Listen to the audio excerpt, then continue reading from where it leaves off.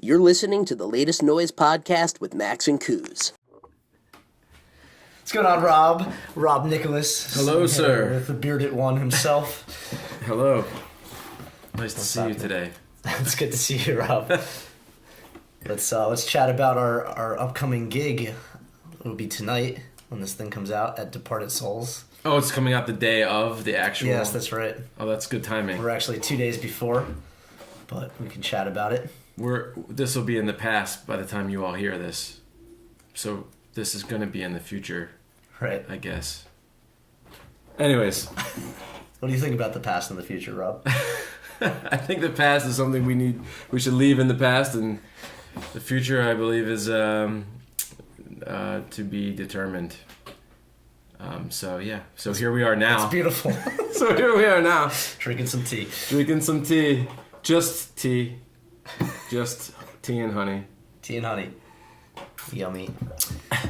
So yeah, let's talk about Departed Souls. You've never been. I have not been to Departed Souls, although I have had some of their beers, beers, which I do like. In fact, I think I had one Saturday night at Maxwell's.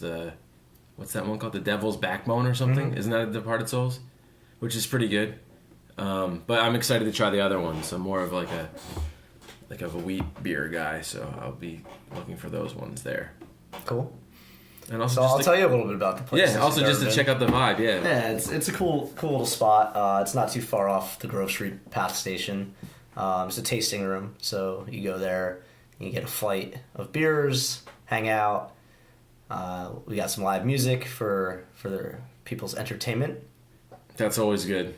Live music and beer always goes good. It's a winning combination. You can't go wrong. There's no food. There's no need for food. You just drink beer and listen to music. That's awesome. So, and they have flights, so you can sample all these different beers, mm-hmm. and you can. And they come on a skateboard. On a skateboard. That's yeah. Nice. Yeah. Nice. The whole theme is like sneakers and skateboards. Oh, so cool. Like all the beers are listed on. Where exactly in Jersey City is it? It's like 2 blocks, I guess, north from Grove Street. So a little away from Newark. Okay. All right. I know that area though. Bay Street is the. Oh, it's on Bay Street. Okay. Yeah. Bucket and Bay is the gelato place that you walk through before you get there. Oh, yeah. Sweet. Nice. Yeah, it's pretty sweet. So, for your set, do you have anything planned? Some solo stuff, some covers? Yeah, definitely going to throw in a few covers. And nothing, like, crazy, really. I don't know. I'm just coming off. I just played a gig a couple weeks ago over at the Hutton where I played a bunch of originals and some covers. I typically tend to, when I play mostly original stuff, and sometimes I'll play a few covers, but usually it's kind of more obscure covers. They're not necessarily like, I don't know, typical covers that everyone plays, except for maybe like one. So you take credit for them. Yeah, oh yeah, I totally say that I wrote these, and if you like that song, buy my album because I totally wrote that one. No, that's cool. Do things off the beaten path from... Yeah, like, I mean, like, I'll cover stuff, like, from, like, Ray LaMontagne or, like, Damien Rice. I don't know, like, stuff that, like, you would not typically necessarily hear in, like, the bar party atmosphere scene, mm-hmm. You know? I'm not rocking Bon Jovi, you know, or anything like that. Not living on a prayer. Not living on a prayer. I mean, I am living on a prayer, but I'm not rocking living on a prayer when I play. Yeah, so... Nothing too exciting, just a little acoustic-ness, and that's about it. That's cool. How was your gig at the Hutton? It was good. I love the Hutton. Hutton's a nice place. Good food, good beverages there, and great atmosphere. Owners are very cool and very supportive of live music. So it's a great little room. You know, it's like, you know, very cozy and kind of rusticy, and I love playing there. Like, I prefer to play. Obviously, we have a little side person with me. At least have like a guitar player or someone. And I just couldn't make it happen for that gig, so I did it solo, which is fine. I have no problem doing solo too, but it's always nice that if you can get a little, you know, accompaniment with you when you're playing as well. So totally reminds me of the Northern Soul little birthday bash you had. Oh yeah, earlier in January. That was pretty fun. That was surprising. That was definitely the surprise birthday. Yeah. Yeah, that was awesome. That was a good time. I was trying to originally set up a birthday party for myself, Right. Because I turned the big 4-0 and I said, you know what, I want to do something, but I don't know how to really do it. And I was getting busy with work and I was trying to plan it. And then long story short, I just ended up giving up on the party because I was like, you know what, forget it. I don't want to it's going to be too much of a pain in the butt. And I don't know, I don't want to be a burden on people and be like, hey, come to my party. So I just decided to not do it. Right. And I gave up on it.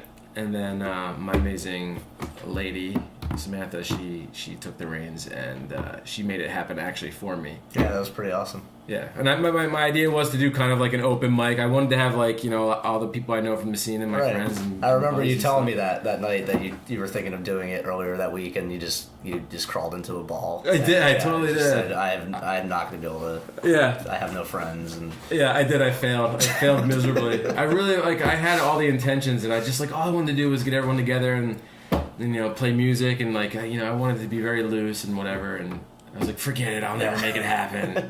I can't organize people like the way Mike Kuzan does, and the way Jamie from LAO Productions can do. I'm not the spearheader. I can't do it. So I gave up. And then it happened. And then it happened. Yeah. That's how it works.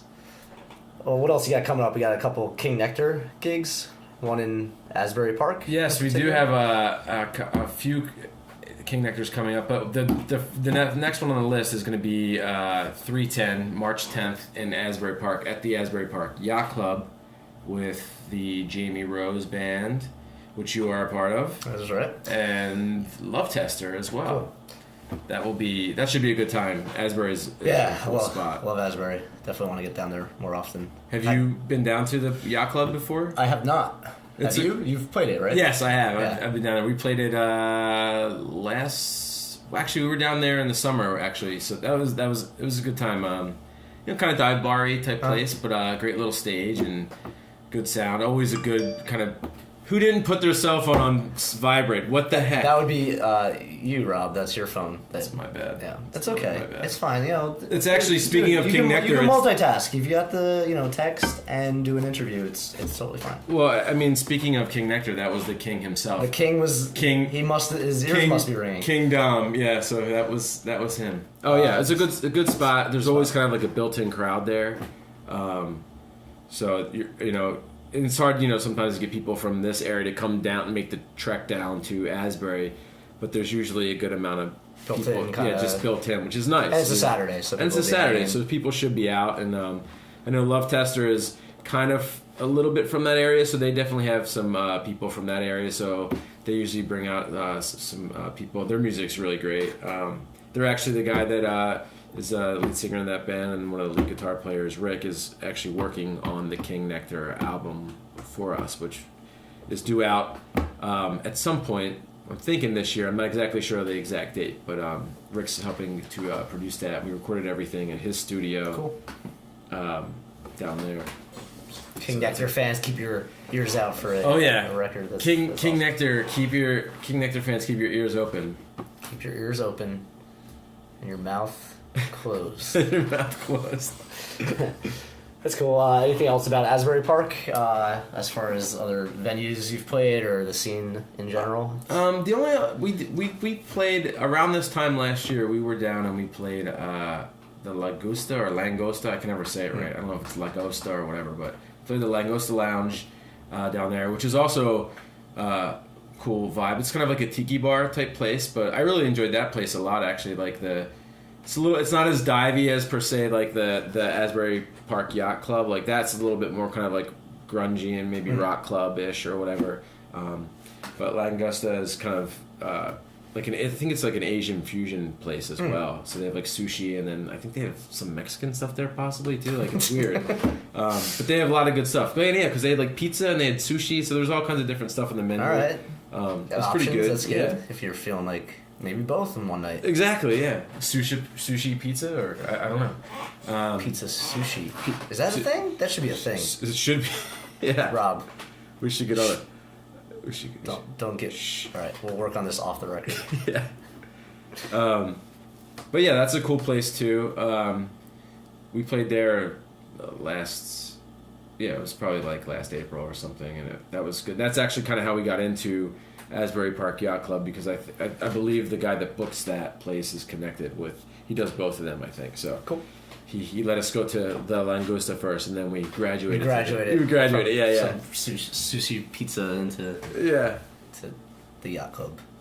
So, but they're both great places. Asbury Park is a cool spot. Very it's been up and coming for years. It's cool. The boardwalk's great. People are great down there. It's very I guess hip and trendy nowadays. So it's cool. Yeah, we love going down the shore, and I'm a huge beach guy. So give me a chance Any to play. excuse to get down there. Any chance to go to the beach and play near a beach, I'm all about it. Anytime. Yeah. So yeah. Very cool. What else do we have? Playing some solo gigs. You got Finnegan's coming up at the end of March. That's also with Jamie Rose. Oh yeah, We're just gonna see a lot of each other. So that's the thing about the old Jersey music scene is that it is a bit incestuous at times, but in a good way. In a good way, a lot of people are playing with other people in their bands and stuff, which is great. There's a lot of camaraderie there, but it can sometimes be difficult booking gigs because you have conflicting. It's like you have marriages with other people. You're like, well, I want to book a gig here, and like, well, I have a gig this night already. I can't do it. It can sometimes be a little bit trying, but So like Jamie Rose band and I will be playing Finnegan's on the 30th. But now her brother Dom is the lead singer and the main guitar player for King Nectar, which is the band that I'm in. They used to be in a band together, and still are at times, called The Fave, that they play together in. Everyone just kind of plays all over the place. And I think, I'm not even actually sure, but I think the night of the 30th at Finnegan's, I may be trying to commandeer her band that night as well. So the Rob Nicholas band is sometimes a band of mistresses. Yeah, it can be a band of gypsies. It's not necessarily always the same lineup of people. So it's how does that change your performance, or are you kind of still keeping it straight and letting people do their thing? Yeah, I mean, whenever I play, usually with whoever's going to be playing with me in any given gig or whatever, I'm always about like letting people do what they do best. I would never like really try to like rein somebody in or say, I want you to play it this way or play it that way. I mean, that's to me that's the point of like having a band, is letting people express themselves in the way that they feel comfortable and the best at. So like whenever I have different people, like I might have a different guitar player. Like a lot of times I'll play with Ty Tushin, but sometimes he's not available and I have to get somebody else. But to me, it doesn't really matter. Like there's always like you get different energies from different people. Like I had Chuck Tumulty plays drums with me a lot, and he plays a lot of other bands. But one of the last gigs I played, he wasn't available, and I had to go with Stu Dam, who plays in a lot of other bands too. And he's a great drummer, but he's a totally different feel than Chuck. A little bit more hard rock, a little bit more of an edge to him, I'd say. But like, it totally elevated and changed the way I performed some of my songs, which I found like super cool. I was like, oh wow, I'd never.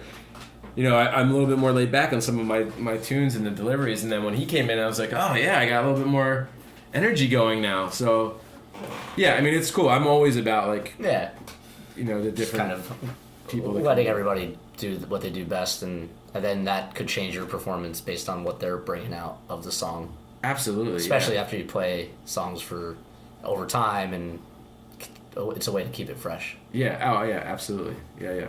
I mean, that's the one thing I kind of like about being kind of more of like a singer-songwriter guy and solo. Like I don't necessarily have a band per se of the same people every single time.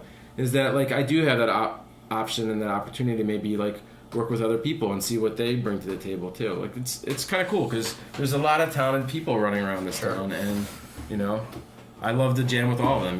Like they. Yeah, I believe everyone can make everyone better. So it's cool. Sweet. Another thing you're working on is starting the process of maybe doing a solo album. It's a little bit in the beginning stages of development, but anything you could tell us in its early. I can give you the ideas, and maybe this will help pique people's interest, because I'm thinking I'm gonna have to end up doing like some kind of crowdsourcing platform to help just raise some funds for it. because the last one primarily was funded pretty much individually and with help from my folks and stuff. So this one I don't really want to lean on my parents and my folks to help me out with stuff. So I would like to kind of do stuff more myself and maybe with whatever fans are out there that I have. But yeah, I want to do like a follow up to the release that I had in 2014. I think it was 2014. The first record I put out, I'm Dreaming. So it's due now. I mean, we're in 2018. It's been 4 years, and I think it's time to at least put an EP out, a good follow up to that. So I'm not exactly sure how I'm going to do it. I just know that I want to do. I have a lot of material right now that I've just kind of like backlogged. That's kind of like a small library. So I would like to go and get all of those recorded first in an acoustic way. So just acoustic with vocals, really good polished kind of demo tracks of those, like rough tracks, and then pick like 7 out of those that I really want to have flushed out. And then I'm going to bring those into, I'm hoping one of the local studios around here, possibly Silver Horse Sound, if I can get in on the roster, because I know they're super swamped with people these days. And then possibly maybe a couple other places. So cool. We'll see. It's definitely in the works. It's definitely on What's the thought process of recording the demos? You want to document a bunch of the songs and then use that to help yourself choose what you think will be beneficial to have more full arrangements on, or would you send that stuff out to people as well to get opinions? Yeah, exactly. I just want to have really good acoustic quality versions of just like guitar, and so just see how the songs sound and how they stand on their own, just being acoustic. And so I want to have that so that if I want to just send out, like, I have a great acoustic track for like a coffee house gig or whatever, and send that to so you can use that yourself to get gigs at that version, because that's probably how you'd play if you're solo. Exactly. Obviously. Yeah. And that's the thing, like, I mean, because I can't always afford to have a band or have people playing with me, so I would like to be able to show people, be like, this is what I sound like just with an acoustic guitar. This is what you're getting if it's solo. This is what you're getting, yeah. And this isn't like an original piece. This isn't like, a cover. This is my style. This is what I play. Gotcha. So I just want to have some good quality acoustic stuff. And I just have a lot of material that I really want to get out. And I've made demos at home and stuff, but I want to have like a really, do it in a studio, in a controlled environment and stuff. So. And then as far as what you would do with that, is it... do you think that's beneficial to send off to people, or when you come into the studio, you're going to know what arrangements you're looking for?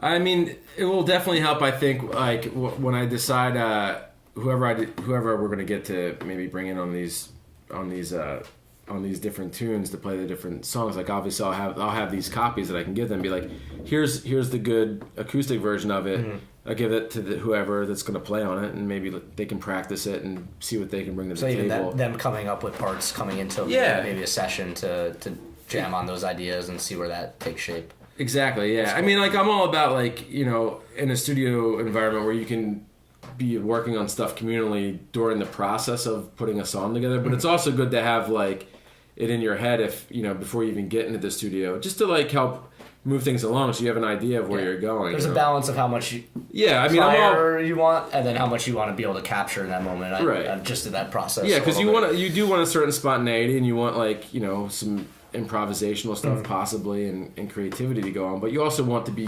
prepared as well. If you have too much of that, then you just end up with probably a lot of stuff that you'll have to retrack anyway. Yeah, so I mean, that's part of the reason of wanting to have all those things acoustic tracks and have them right, so I can give it to those, to whoever's going to, ultimately end up playing on it with us. That makes sense. So. And are you aiming for the acoustic demos to be of the quality that even that could be somewhat of a release? Yeah, I mean, I would hope so. Yeah, I mean, as long as I'm, like, okay with the guitar playing on there. As long as I hear it, I'm like, yeah, I guess that sounds alright, guitar. We can go with that. But yeah, I mean, I don't see why not. I mean, I might even just overdub, like, small guitar parts here and there, but it would be just a roughly acoustic kind of thing, It wouldn't be much more than maybe 2 guitars and a voice, or a guitar and a piano and a voice, and that's it, Cool. So. Nice. Well, both of those sound pretty interesting. yeah, I just gotta wait for my work, my regular work, my day job schedule to settle down a little bit, and then I can get a little bit more focused on all that going. All right, we'll wrap up with what's your overall view on the scene as of late with some changes, Maxwell's closing, and some other new opportunities, whether it be FM or White Eagle Hall, Northern Souls kind of back in the mix. Yeah, I mean it's crazy the way how things change like in the music scene. Like obviously losing Maxwell's that's a big loss, and we've already lost it once before. So it's like, and here it is again. And I don't know. Hopefully, who knows what will become of that place. Hopefully, maybe someone will come in and do something with it. I don't know. Maybe obviously won't have the Maxwell's name, but that doesn't have to be that. It could be something else, and maybe that's what it really needs. But yeah, there's still. I mean, the scene is great. The scene is vibrant and alive and well, and like I believe in it, and I'm all about it. That's part of the reason I stayed up here 10 years ago. I mean, I moved here almost 20 years ago, and I was at a crossroads about 10 years ago where I was like, I might be moving to Virginia. And I ended up staying here because that was even before all this was going on. I just really liked the scene here. I believe that there's always been like this smoldering scene here in Hoboken and Jersey City. I always knew it was here. It's been around for years, and I just knew that this was, I felt the energy. I wanted to be part of it, and so I stayed. And I'm glad that I have now. Like, obviously see everything that's going on now, and Jersey City is really coming up now, and White Eagle Hall is amazing. That place is great, and now that you're talking about FM that just opened, that seems like it's going to be a great addition to the scene, and Sure.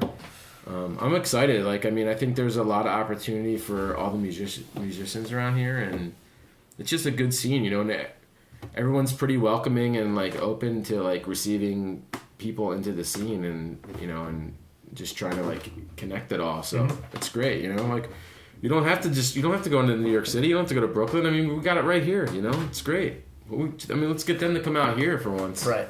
I think that's the next thing is drawing people to the scene. We have a lot of the connections, and we got the strength of people that are aware of it, knowing at any day you can go out. It's like, well, let's get other people to Right. kind of latch onto that and go, oh, like there's a lot of shit going on here. Because I think a lot of people from outside music scenes that do come in, they're like, wow, you guys you're like that. You're Yeah, I mean, but kind to each other.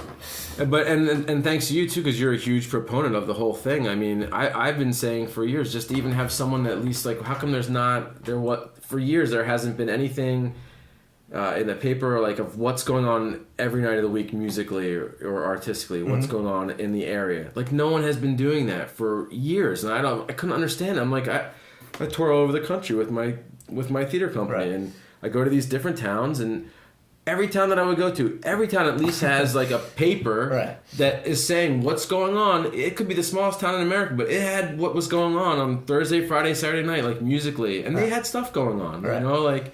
And I'm like, this is Hoboken. We're right outside of New York City, and we can't even. I don't know what's going on Thursday and Friday unless I check Facebook. Like, it should be out there, and thank God that you're doing that. Like, I don't know. When I first moved here, there used to be a paper. It used to be in the Hoboken Reporter. Yeah.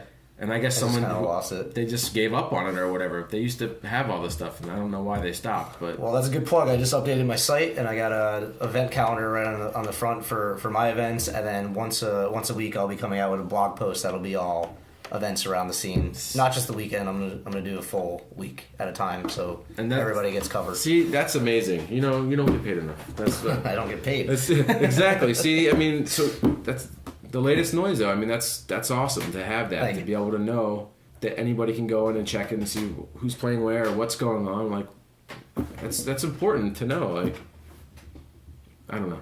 That's it. Go check the calendar and go see Rob Nicholas. Yeah, Coming up, we got Asbury Park on March 10th. March with 10th. King Nectar.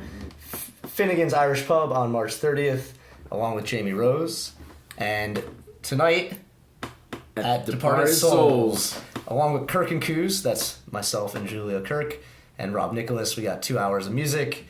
Come grab a beer on a skateboard and do it in that order. Don't skateboard after the beer. Or you can. Or you could. Whatever. Just Just don't wear hurt your yourself. helmet. Wear your helmet. Good advice, Rob. Just Thank you. always wear your helmet.